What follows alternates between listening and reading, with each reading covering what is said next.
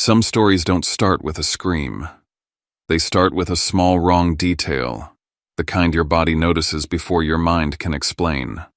A quiet driveway, a familiar car where it shouldn't be, and a split second where your heart decides without asking you that something sacred is already breaking. Tonight, we're not here to clap when someone gets what they deserve. We're not here to throw stones or pick sides. We're just going to step into this with a little stillness, because sometimes the worst moment of a life isn't the end of it. Sometimes it's the door that slams shut so another one can finally open, even if it hurts like hell at first. I went to visit my dad. I saw my wife's car parked at his gate. I didn't honk. I didn't call out. I walked closer, held my breath, and listened through the door until I heard them say my name like I wasn't a person anymore. What they said didn't just wound me. It rewrote my past, threatened my child's future, and forced me to choose stay quiet and lose everything, or finally fight for what's mine. Stay with me. Before I share the story, I want to know you are here with me. Just say listening in the comments or tell me where you're from. I love hearing how far my story can reach. Sometimes even the smallest connection can make a story feel heard. Thank you. And if you've ever been blindsided by the people you loved most, please subscribe because stories like mine don't end when the door closes. My name is Blaze Calder. And now, let me tell you everything. It had been 3 weeks since I last visited my dad's place out on the edge of Cedar Bluff. Evan had brought it up that morning at breakfast, said he missed Grandpa's workshop and the way the old tractor smelled like the inside of a metal dragon. That's how he put it. I smiled, told him we'd drive up after school. Just a normal visit. Just a father taking his son to see his grandfather. That's the story I repeated in my head all the way down that narrow county road, trying to believe it. The trees had gone half bare, scattering crisp leaves across the gravel shoulder. My heater barely kept up with the chill, but Evan was bouncing in the back seat, humming whatever tune was stuck in his 11-year-old brain. I took the last turn before Dad's property, the tires crunching over loose rock, and then I saw it, her car. Sloane's car. It was parked close to the house, right beside the rusted shovel Gordon always leaned against the porch railing. Her powder blue SUV, spotless, the dream catcher she insisted on keeping dangling from the rear view, swaying slightly in the wind. The sight of it stopped me cold. My hands went stiff on the wheel. Every instinct I had screamed that something wasn't right. I didn't honk, didn't call, didn't text. I backed up and turned into the brushy pull-off a few yards back, killed the engine. Evan leaned forward between the seats, peering through the windshield. "Is that Mom's car?" he asked. "Yeah," I said after a moment. "Let's be quiet, okay, bud?" He nodded, sensing my tone. I helped him out of the car, gestured for him to stay close, and led him around the house's left side through the overgrown patch beside the shed. I knew this path well. It was the one I used to sneak out when Dad's temper got dangerous. Today I wasn't sneaking out. I was sneaking in. The gravel shifted beneath our feet. Evan didn't speak. He just clutched my hand tighter. We reached the back steps where the wooden porch creaked with age. I guided Evan down beside me and placed my ear gently to the faded redwood of the back door. Voices. I heard her first. Sloane. Blaze always panics, she was saying, voice low but sharp. He twists everything. That man lives in a storm of his own making. Then came Gordon. His voice rough as unfiltered bourbon slid through the wood like smoke. He was always that way. Couldn't handle pressure if it crawled up and kissed him on the mouth. They weren't arguing. They weren't whispering. They were comfortable. Like two coworkers discussing quarterly metrics, except the numbers they were crunching were my life. I didn't speak. I didn't breathe. I just listened. "Insurance money's nearly gone," Sloane said flatly. I stretched it, made it look good. "But we need the next step or we're stuck. Insurance. My mother's policy." Gordon's voice dropped to a near growl. We waited long enough. "What about the kid? Evan's not the issue," she snapped. "Blaze is. He still thinks he has control. Control." I felt my knees press harder into the wood. "Just keep poking the therapy angle," Dad muttered. "You got him to sign enough paperwork. Let the court see he's unwell, emotional, overwhelmed. I've got logs. Screenshots. Notes from that counselor he saw twice. Sloane's voice chilled. I told him to keep going. He refused. That works in our favor. My stomach twisted. Every sleepless night I'd confess to her every worried word about Evan's future, every fragile truth I handed them to her thinking she was my wife. She was building a case. Gordon chuckled. You're sure about keeping the boy? He's better off with me, Sloane said. And with Blaze out of the house, everything stays cleaner, legally and otherwise.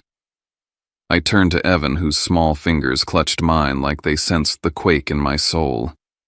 He didn't understand the words, but he understood the air. I couldn't let him hear more. We crept back the way we came, each step on the gravel louder than the last inside my pounding head.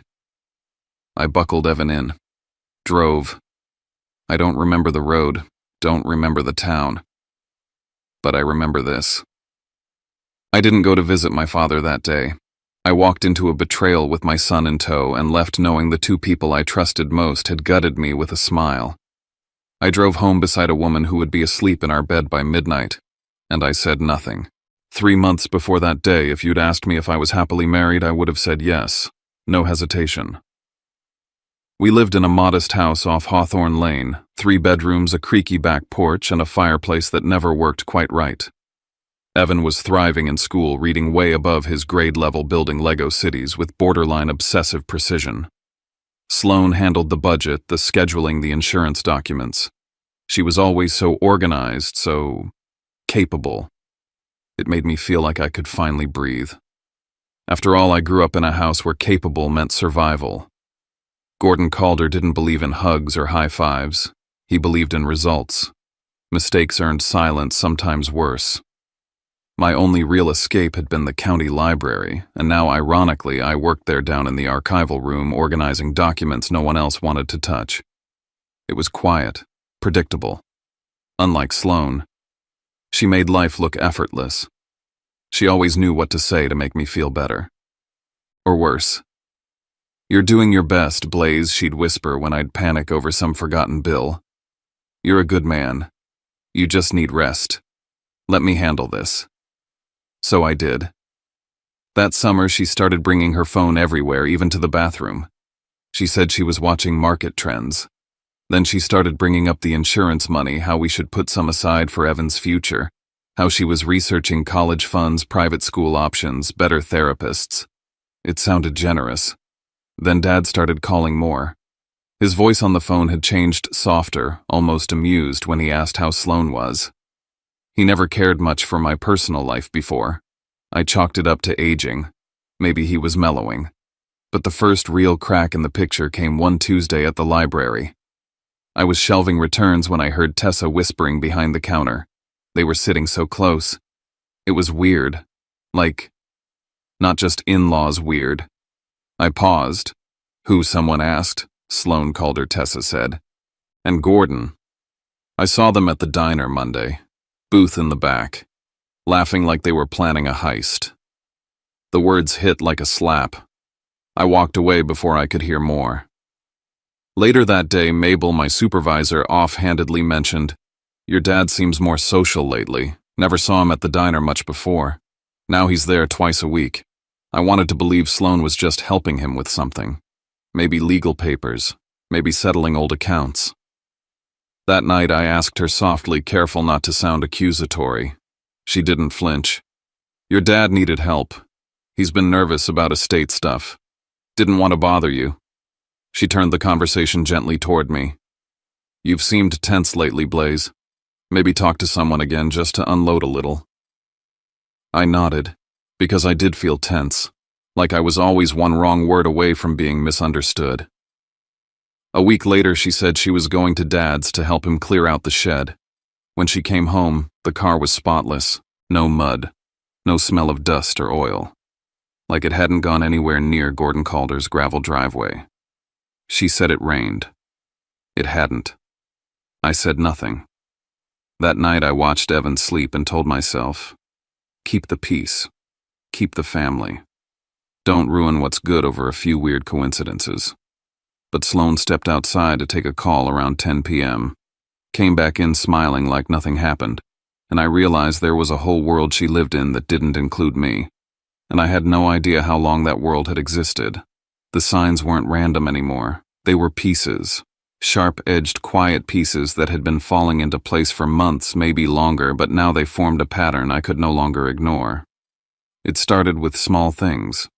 Too small at first to make noise. Sloane would casually mention details about my work schedule, things I hadn't told her yet. Or she'd remind Evan of a change in his school day before the email even hit my inbox. When I asked her how she knew, she'd smile that calm, unreadable smile and say, "I just guessed." Lucky guess, I guess. But her guesses were always right. At first I chalked it up to coincidence. Then I remembered how Gordon used to pry information out of people without them realizing, how he'd stand in a doorway long enough, quiet enough, until someone spilled something they didn't mean to. And then I remembered the only other person I talked to regularly was Evan, my 11-year-old son. Trusting, observant, always eager to please. My stomach turned. One night after Evan went to bed, Sloane sat across from me at the kitchen table and brought up the life insurance policy from my mom again, except this time she named the exact amount. Down to the cent. It's not about spending Blaze. It's about reallocating for long-term growth. I've been looking into high-yield accounts, maybe even early trust options for Evan. It wasn't what she said. It was how she said it, so polished, like she'd rehearsed it. Like it wasn't the first time she'd explained this to someone. "You remember that form you signed last month," she added. "The bank needed it for authorization." I nodded slowly, ice settling in my spine. I remembered signing something. A thick white envelope she handed me in the middle of a hectic Tuesday, saying it was a document for refinancing strategy in case interest rates spiked. I'd signed it because I trusted her, because I didn't want to start another fight. Now I wasn't so sure what I'd signed. I tried to approach it sideways. The next morning, I casually asked her if she'd seen Gordon recently. She didn't flinch. "He called about helping with some paperwork," she said, brushing crumbs off Evan's shirt as if we were discussing the weather. "Blay, I think your stress is getting worse. Maybe it's time you talk to someone again." By that afternoon, she'd booked me a therapy appointment for Friday. "Just to help you cope better," she said gently. Too gently. Like she'd expected my question. It was becoming obvious therapy wasn't just therapy anymore. That night, Evan climbed into my lap while I was reading on the couch. He leaned his head against my chest and said, "Mom said if you're too tired lately, I could stay with her for a while. Just until you're not so sleepy all the time." I didn't react right away. I just held him a little tighter. But my mind exploded. That wasn't a comment. That was a test balloon. A trial script slipped into our son's world like it was harmless. I waited until everyone was asleep. Then I dug through the filing cabinet in our hallway bottom drawer where we kept family documents, bank statements, insurance letters, the kinds of things Sloane always handled for convenience. I found opened envelopes, statements I'd never seen, an unfamiliar account summary tucked behind Evan's school records. Some of the documents had my signature on them. At least they looked like my signature. I made photocopies of everything. 2 days later, I walked into the bank where we kept our joint accounts and asked to speak to someone about a few routine verifications. I kept my voice casual, light, no accusations. The woman at the desk, Marion Holt, her name tag read, smiled and pulled up our records. "Looks like these were already authorized," she said, scrolling through a screen I couldn't see. "We have signed permission from both parties here. Let me know if there's anything that needs to be updated." I thanked her. I asked for a printed record of the authorized transactions. She handed it to me without blinking. I read the names, the dates, the amounts, and one line stood out: a document signed B. Calder authorizing Sloane to manage a restructuring of the home equity. I never signed that, not willingly. I walked out of the bank with the papers folded tight in my coat pocket and a fire building in my chest. That evening, I went to the library, logged into one of the public computers, and searched everything I could find on legal custody, marital fraud, and digital forensics. I read articles about contested signatures, cases of manipulated therapy records, steps to freeze joint accounts, and how to prepare silent evidence. I made notes, bullet points, steps. This wasn't paranoia anymore. This was war. That night, after Evan was asleep and Sloane was watching TV in our bedroom, I stood in the kitchen drinking cold coffee and staring at nothing. If I confronted her now, she'd shut it down. She'd hide everything. She'd rewrite the narrative. But if I played the role the agreeable husband, the anxious dad, the cooperative patient, I could document everything. Quietly, methodically. I looked through the pass-through into the living room and watched her laugh at something on her phone. She didn't even know I was there. So I made a promise to myself from now on I would be invisible, but I would see everything. The next morning I woke up before the sun and outlined my strategy on the back of Evan's old math notebook. I called it my containment plan. Rule 1. Never confront directly. Rule 2. Never accuse without evidence. Rule 3. Never let her see me watching. I listed the 4 domains of risk, finances, property custody, and mental health records. I gave each one a code color. I needed to think like a stranger looking into my life. I needed to see how I was being framed and how to unframe it.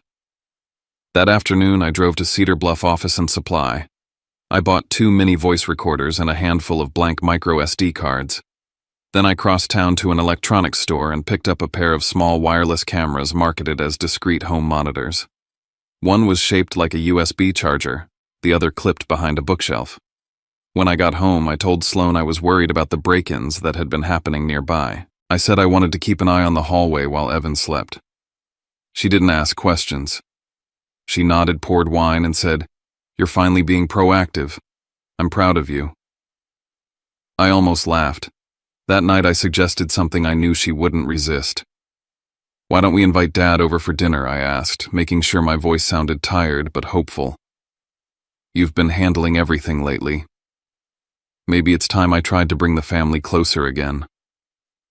She hesitated only a second. "Then I'll call him. Let me handle it." I watched her carefully.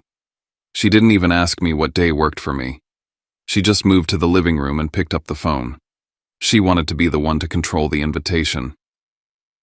I installed the camera that evening, one pointed at the living room from the hallway shelf, the other clipped behind the flower vase on the bookshelf. The voice recorder I carried in my pocket. The dinner was set for Thursday. When Gordon arrived, he walked in like he lived there. Tossed his jacket over our banister, kissed Evan on the head, and sat down like it was his table. Sloane beamed and called him Dad with that smooth, easy tone I'd once thought was charm. Now I heard control in it. Performance. They talked about Evan's school, the weather, a broken fence near the back of the property, but every so often they'd glance at me like measuring when to shift gears. It came during dessert. Blake Gordon said, chewing slowly, "You ever think about what you're leaving Evan long-term?" Sloane picked up from there. "We were talking about refinancing the house," she said casually, "just to optimize interest rates. It's already in process." I froze. "Refinancing?" She nodded, smiling. "Yeah. You signed the form I gave you last month. Remember, it's just procedural. I didn't want to stress you." Gordon chimed in, mentioning a lawyer I'd never met. "Should be done by next week," he said. "Clean paperwork." I nodded slowly, but inside, I was boiling. That night, after they'd both gone to bed, I transferred the footage from the camera to my external drive, replayed the audio from my pocket recorder. I had names, dates, context, intent, and then came the final blow.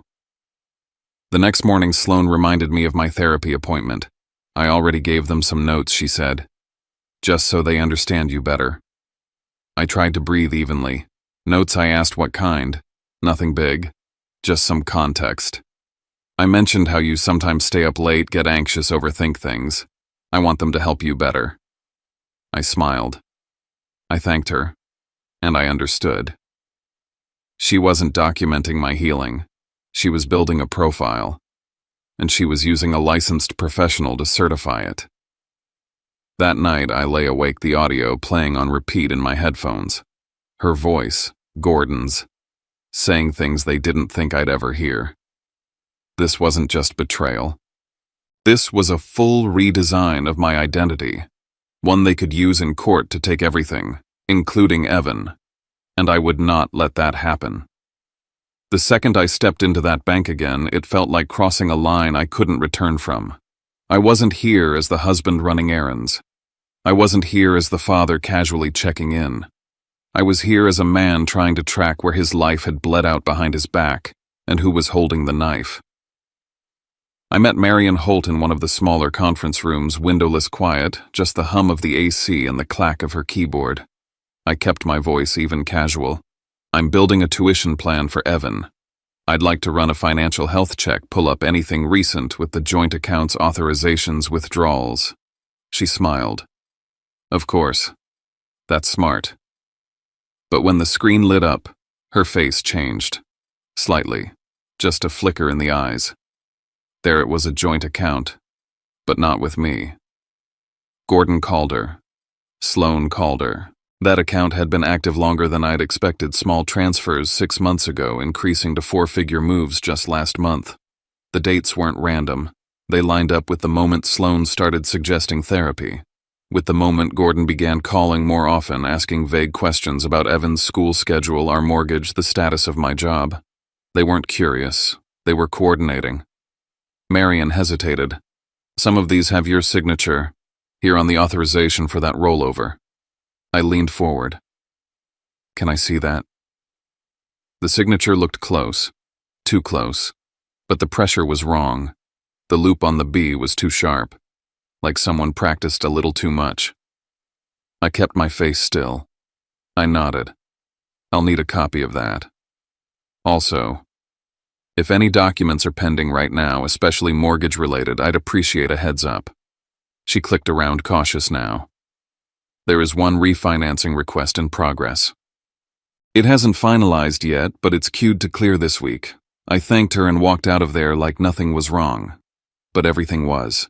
Back at the library, I found the corner computer, signed in, and started building my timeline. Sloan's push for therapy.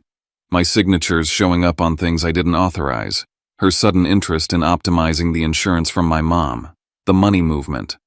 All of it lined up like puzzle pieces that suddenly made the picture clear. And worse, she was already prepping the school. When I picked Evan up early that day, the front office receptionist smiled at me and said, "Oh, his mom was just here the other day. She had a few questions about pickup procedures, changes to guardianship info." I forced a laugh. She's thorough, huh? Inside, I felt my spine go cold. She wasn't asking questions. She was preparing the exit strategy. I dropped Evan off at a friend's house that evening under the excuse of a last-minute project. I didn't want him anywhere near what I was about to hear.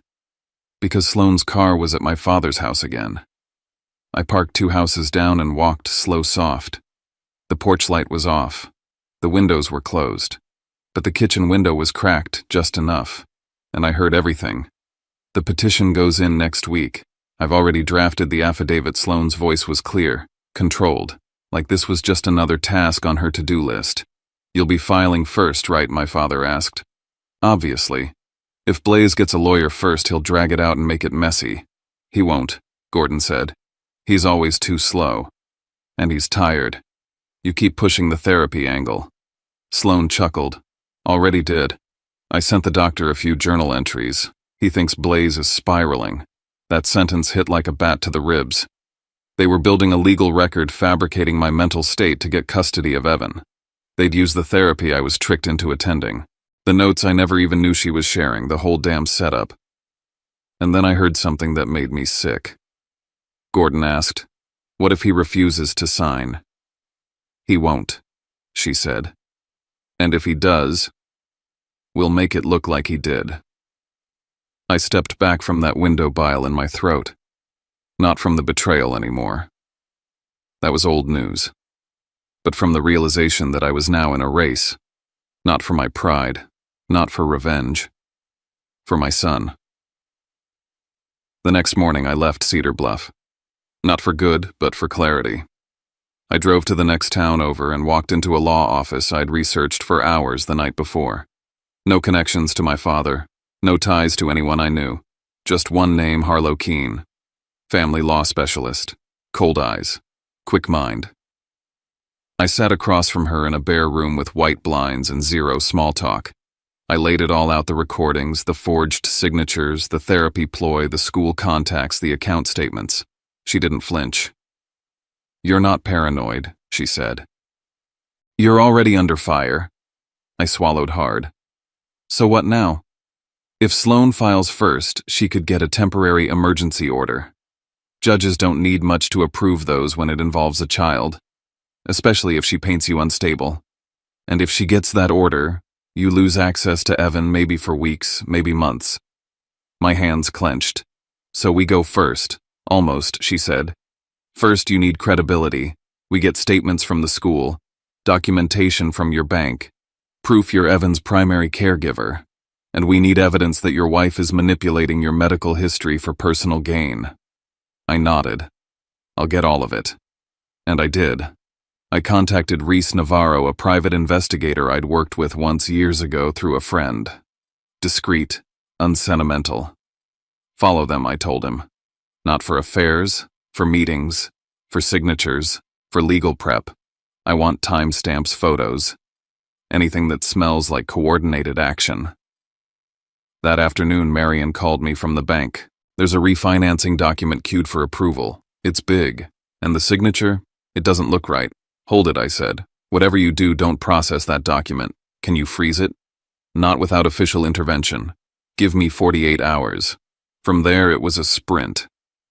I visited Evan's school and sat with Mr. Adler, the counselor. "I want to file a written note," I told him. "Nothing dramatic. Just a factual record that I'm Evan's daily pickup, that he's stable, that I haven't missed a day in months." Adler agreed. He said Sloan had been by twice asking about policy, inquiring about alternate pickup names. She even asked about psychological resources for Evan, just in case, he said. I nodded. "Please don't approve any changes without my signature. Double verification." Then came the moment I'd been dreading. My phone buzzed at 2 a.m. It was an alert from my email, new login from an unknown device. Then another account linked with a device in Cedar Bluff. She'd been watching my moves, reading my emails. She probably knew about the lawyer already. I changed every password, switched devices, bought a burner phone, transferred every file to a drive I kept in my car. From that moment on, nothing digital was safe. That same night, Reese sent me photos, Sloan and Gordon, meeting not just at his house, but at a motel on Route 7, twice in 1 week. Once at night, once during work hours. They weren't just co-conspirators, they were intimate. That shifted something in me. This wasn't about money or power. This was about control. They wanted my life, every piece of it, and they'd destroy me to get it. So I baited the hook. The next morning over breakfast, I mentioned offhandedly I got a letter from Mom's old insurance. Said something might have been missed, could be worth following up. Sloan barely blinked. But that night she was on the phone, in the bedroom. Door closed. I sat in the hallway, recorder on. "She said there's more insurance," she whispered. "We should hold off, at least a few weeks." I smiled in the dark. They were greedy, and greed is predictable. The next morning I met with Harlow again. We prepared the emergency filing, the motion to freeze accounts, and the request for custody protection. Everything timed to hit at once. As I drove home, my hands were steady. Tomorrow the war would go public. But tonight I'd watch the house I built, knowing the people inside had no idea how ready I was to burn it all down just to save what still mattered. The morning I filed for divorce, I didn't feel free. I felt cold, detached, like I was stepping into a war room, not a courthouse. But it wasn't rage that pushed me forward. It was clarity, and I knew exactly what I had to protect my son and whatever pieces of myself were still intact. Harlow laid the documents out in front of me with military precision. She'd prepared everything, the timeline, the signatures, the proof of financial fraud, the transcripts from the recordings, the photographs Reese took, even the school correspondence. "If you sign here," she said, "we prioritize custody. But understand, if we don't freeze that refinancing today, you may never see that money again." I looked down at the signature line. My name was already written across too many lies. I wasn't letting Evan be next. We go for custody, I said, but we shut the money down too. She didn't hesitate. Then we need to move. Right now. Just as we were compiling the emergency order, Marion from the bank called. Her voice was tight. The refinancing packet. It's queued to finalize today. All it needs is a digital confirmation, one click, and it clears by 3 p.m. My jaw locked. Can you stall it? I've flagged it under compliance review, but I can only hold that flag until noon. Harlow turned to me. If we miss this window, the money clears into their account. If that happens, we're chasing ghosts. We filed the request for emergency injunction and asset freeze in tandem with the divorce petition. Harlow highlighted Gordon's role, the dual account, the forged signature practices, and the clear attempt to move funds without informed consent. I signed every page with a hand that no longer trembled. Next came the setup for serving Sloan. Harlow timed it precisely lunchtime at her office, where she'd feel safe, maybe even smug. Reese would deliver the documents. Don't go home, Harlow warned me. She's going to hit back hard. Let her think she has control while we cut the strings. But Sloan moved first. At 10:24 a.m., I got a call from Evan's school. Mr. Calder, the receptionist, said. We had a woman come in asking to update the pickup list for Evan. She said she had an emergency and needed him released early. My stomach dropped. Who was she? She claimed to be your wife, but the ID didn't match exactly. I was already in my truck. Don't release him to anyone but me. I'm on my way. When I got there, I saw her. Not Sloan, but her cousin, the one she used to babysit Evan when he was younger. She was trying to fill out the early dismissal form, voice, low eyes, shifty. I stepped in fast. He's not leaving, not with anyone but me. The front desk hesitated, but I pulled out the authorization form I'd filed weeks ago, notarized with Harlow's seal. Dual confirmation required for any changes. I crouched next to Evan, who stood quietly by the wall, his backpack hugged to his chest. You okay, bud? He nodded, uncertain. They said there was an emergency. Not your emergency, I said. Let's go. As we were walking to the car, my phone rang again. It was Cedar Bluff PD. This is Officer Caleb Rourke. Mr. Calder, we've had a report filed today by your wife, Ms. Sloan Calder, stating concern about your mental stability. She's alleging erratic behavior threats made toward her and your son. I closed my eyes. Of course she did. Would you be willing to come in and give a voluntary statement? I'm already on my way. At the station, I handed Evan off to a friend who owed me no loyalty to either side. Then I sat across from Officer Rourke and laid everything out in strategic sequence, no emotion, just the truth, the timeline, the evidence. I started with the joint account between Sloan and Gordon, showed the bank statements, walked him through the refinancing attempt, and handed him Marion's flagged report. Then I gave him the audio recording of Sloan and Gordon planning to manipulate my therapy records and take custody. I backed it up with the school's email confirming attempts to alter Evan's pickup routine. Then I placed the photographs from Reese on the table, Sloan and Gordon meeting repeatedly in private at motels during work hours. This isn't a marriage falling apart, I said.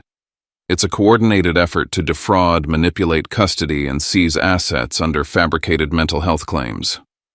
Officer Rourke leaned back in his chair. We'll need to open a formal investigation. You should, I said. And you should check Gordon's storage unit. That was the last card. Reese had messaged me hours earlier. Found drafts of your signature, practice sheets, printouts, copies of refinance forms, locked cabinet in Gordon's secondary garage, physical evidence, intent, motive. That was the difference between hearsay and charges.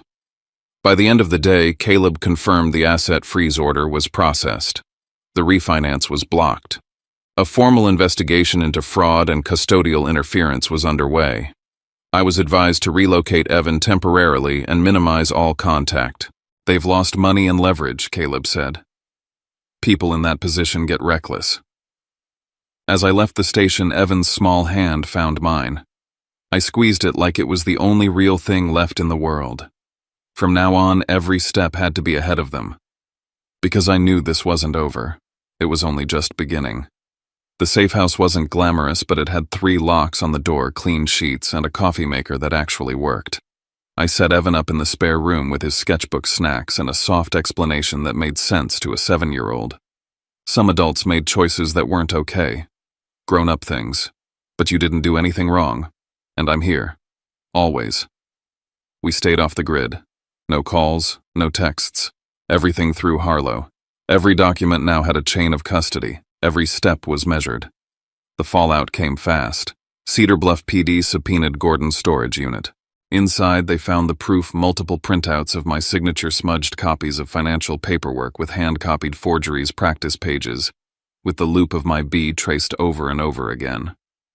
There were even post-its needs more pressure too shaky. It was art in the worst way.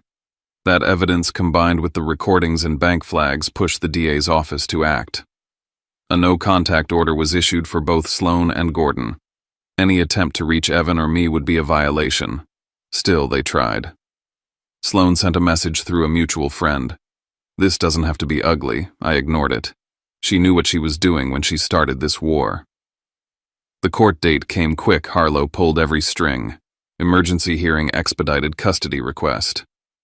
Inside the courtroom, Sloan looked polished, her hair curled just the way she liked it when she wanted sympathy. Gordon sat stiff beside her like he hadn't just been caught red-handed. I didn't look at either of them. My eyes were on the judge. Harlow laid it all out, the financial fraud, the manipulation of therapy records, the scheme to isolate Evan. She introduced the recordings, the bank logs, the school's confirmation, even a short character statement from Mr. Adler, the school counselor who had documented Evan's stability with me over the past year. Then I spoke. I told the truth. I'd gone to therapy because I believed my marriage was worth saving. But that vulnerability had been weaponized. I hadn't unraveled. I'd woken up. The judge ruled in my favor. Primary custody awarded to me. Supervised visitation for Sloan pending full evaluation. All communication routed through counsel. Any change required judicial review. It wasn't a victory lap, but it was protection. Financially, Marion provided a report showing the full map of withdrawals. Sloan and Gordon had funneled over $42,000 through side accounts masked under property improvements and service fees. The refinance scheme was voided, legally ruled invalid under forgery suspicion. I was offered the chance to sue. I declined for now. What mattered was that Evan had his home, his routines, his life. I used to think the hardest part was finding out the truth. But the truth is just the moment the lights come on. The hardest part is deciding what kind of person you'll be after that. In the end, I didn't win because I was smarter or tougher. I won because I stopped abandoning myself and I kept choosing my son quietly, consistently, even when my hands shook. And maybe that's the gentle thing we can take with us tonight. Sometimes we don't get a clean ending or an apology that heals anything. Sometimes we just get a chance to rebuild with steadier hands. We learn that kindness doesn't mean letting people take pieces of you, and love doesn't require you to stay small to keep the peace. If you've been listening, and you felt even a little seen, I'd love for you to stay with us. Subscribe not as a favor, but as a way to join a corner of the internet where people can breathe, listen, and share without being judged. And if you want to leave a few lines in the comments, where you're watching from, or what part of this story hit you the hardest. I read more than you think. Thank you for being here. Good night, and I'll see you in the next story.